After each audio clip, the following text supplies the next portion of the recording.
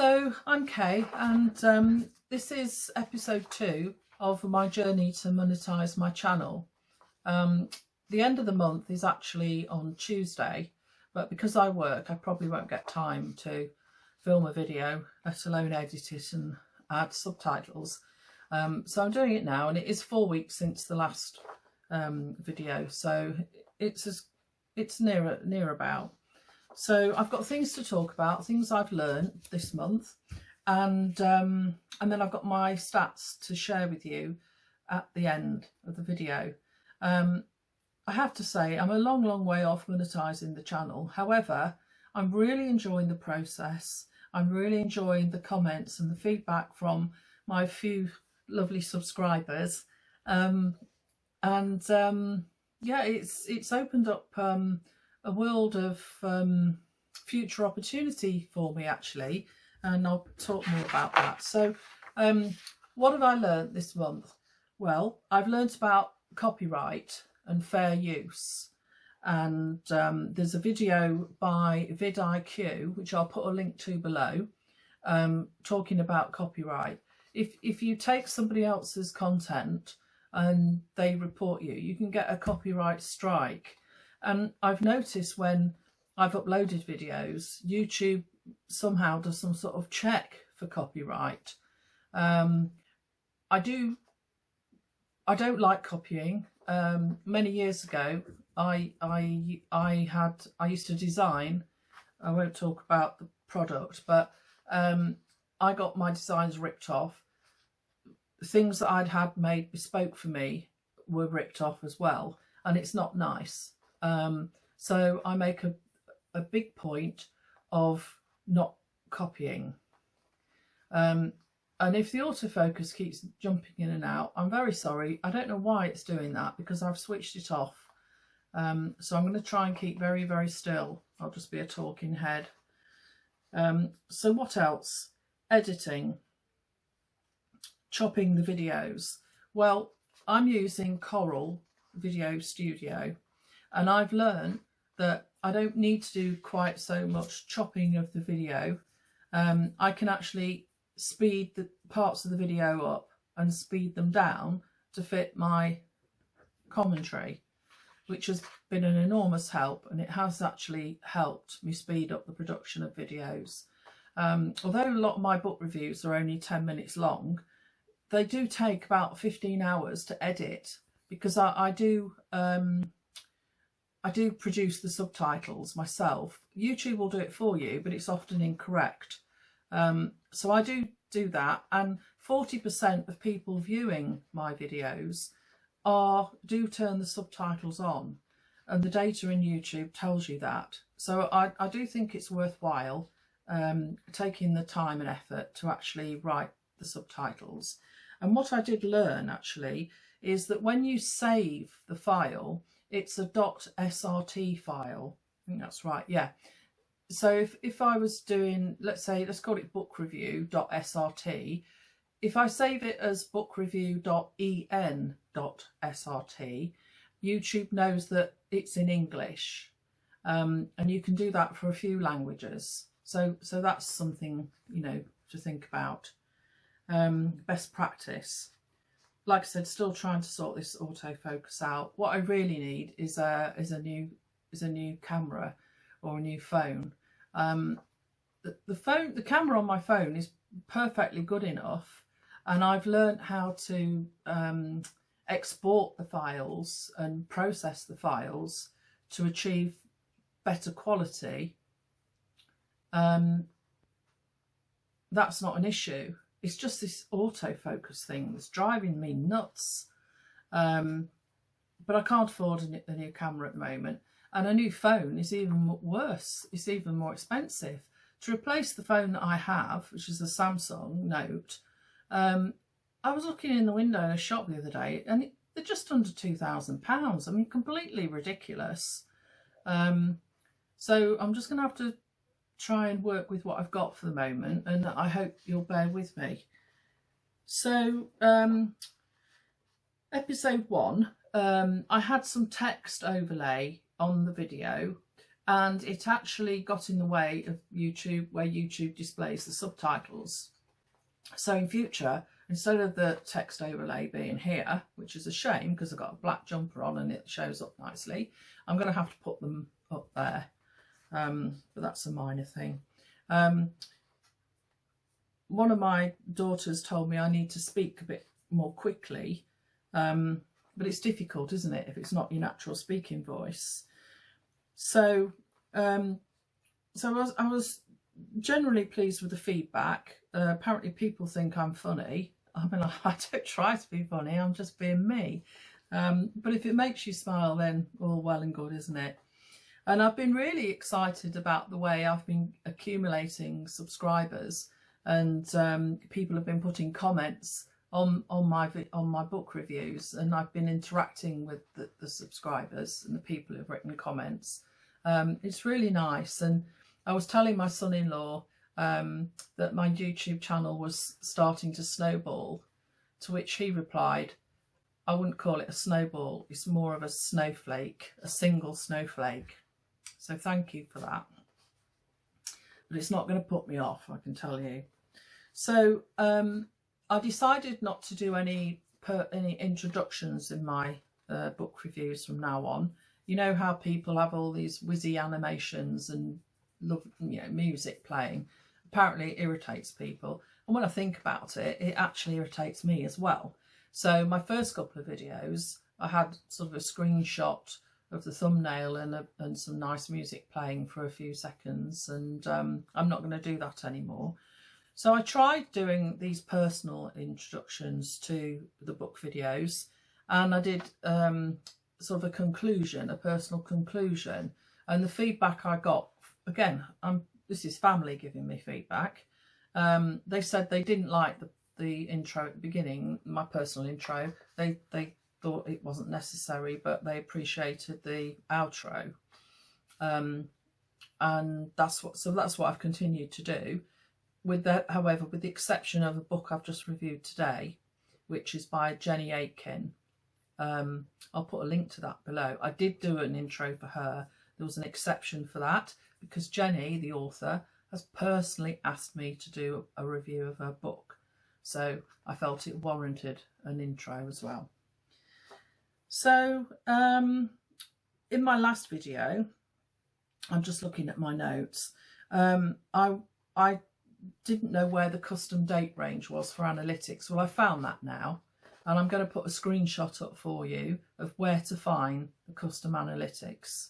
So if you know, I was obviously not looking, but when you're learning, sometimes it's easy to miss things, isn't it? So I'll put a screenshot up showing you where that is, because they're really useful to put a custom date range. I also was trying to improve the clarity of my thumbnails, because apparently thumbnails are critical. They're critical for getting people to click in the first place. And I wasn't happy with the clarity of the ones I was producing. But I discovered that if I create the thumbnail in PowerPoint, PowerPoint slides are the right size. They're the right ratio, 16:9. I think that's the right ratio. Anyway, they're exactly right. So if I make my thumbnail in PowerPoint and put the text on it there, you can export a single slide as a JPEG file, and the clarity is superb. So that's what I do now. I create my thumbnails as a PowerPoint slide and export them as a JPEG, and they're exactly the right size. It's wonderful. And YouTube have got this new sort of function where you can upload 3 different thumbnails for the same video, and after 2 weeks they'll tell you which thumbnail has performed the best. So you can try different heading, different titles, different text on your thumbnail and see which one performs the best, and then going forward you can just use that one. So that was really good. I've got 2 videos that I've already made that I'm testing that on at the moment, and when I get the results I'll share that with you in my next episode. I bet you can't wait, can you? I learned how to embed a video into a video. So, it's all right. It's my puppy down here. It's just nipping my heel. Oh dear. Yeah, I learned how to embed a video in a video. So you know how when you're looking at a YouTube video and then you see the person in the bottom left corner or something, like a little thing. I learned how to do that, but I haven't found a use for it yet. Maybe I'll do it on my statistics when I'm showing you my statistics. Give it a go. Hey, why not? And then end screens. You know when you're watching a YouTube video and at the end it'll come up with different videos you can click on to look at. Well, I tried that on a couple of, you know, earlier videos, and what it did, YouTube sort of overlaid it over the end of my video, and that's not where I wanted it. I wanted it after my video finished.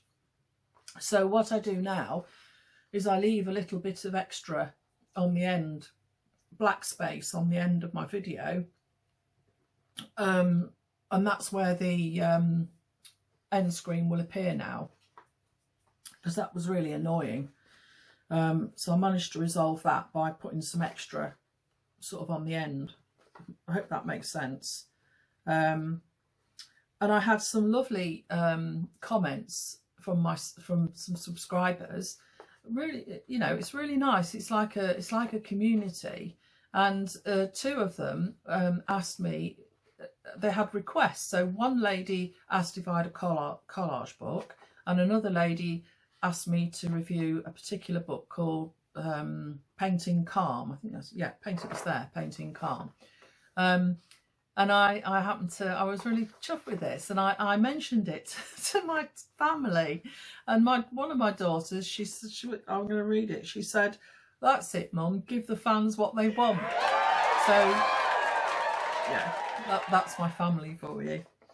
I did have lighting issues this week with books that have shiny pages, and I recorded about 3 or 4 videos as a batch, because the work is not in the recording of the books, it's the filming of the books. It's in the editing of the filming and doing the voiceover and all the little extra twiddly bits. That's where the time is. So it was really annoying because I didn't notice it when I was filming. So when I got my video footage into Corel Video Studio, it was like so disappointing. It just wasn't acceptable. So I've had to go to great lengths to sort that out. This is my puppy. I don't know if you can hear him. Should have locked him out, but then he would have squeaked. So I have actually got a couple of stands with some photographic lights, and I have managed to resolve that issue. But my room is quite cramped, so it's a bit difficult. But anyway, we have to do what we have to do. But that was something maybe if you're filming videos you might want to think about. Yeah, and I learned how to get better video, how to export the video so it's a better quality, because I would like to do some tutorials based on the projects in these books that I'm reviewing. So things to do for next week. I've already done the first one. I had a create step-by-step checklist for filming and editing. Well, I've already created that. And I need to create a channel intro.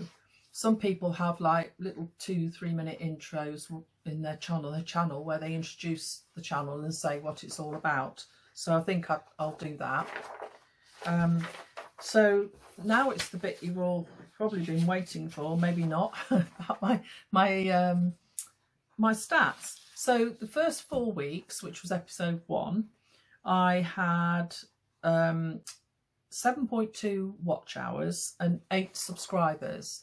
And I was thrilled with that because I'd only released 3 videos and it's a brand new channel. So I was delighted, although I do think some of that was family and friends having a look. But this month, since the first month, I've released another 5 videos, one of which was my episode 1. And I've had, just for those 4 weeks, for the 5 videos, I've had 36.5 watch hours, which is 4 times what I had in the first 4 weeks and a bit. And I've had an extra 29 subscribers.